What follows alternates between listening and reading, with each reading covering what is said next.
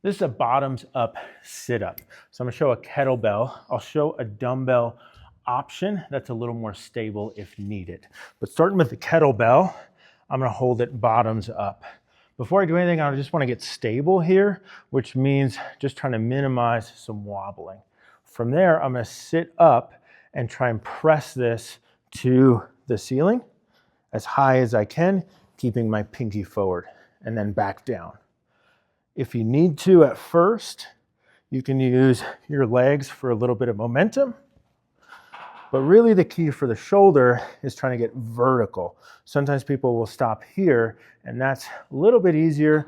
But what we're going for in this one is stability overhead and some scapular movement, some stabilization of the serratus anterior, the rotator cuff.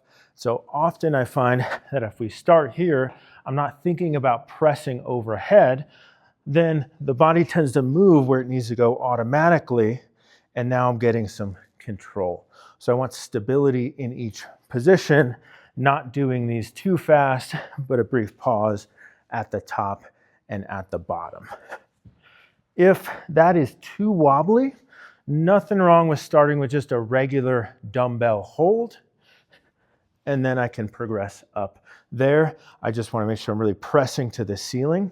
The only thing with a dumbbell hold is the kettlebell forces me to maintain a stable, externally rotated position. If I start to internally rotate, I'll know it right away and the kettlebell will start to fall. With a dumbbell, I can kind of get away with doing some of that, particularly if I have a strong grip or if it's not too heavy. And so with a dumbbell, you might think about not gripping it super tight, but having it just kind of open in your hand, because then you'll start to feel it roll in your hand if your shoulder starts to deviate. So this one won't be super isolated in the work. You might feel it here. Good to feel it through here. Feel it through the core.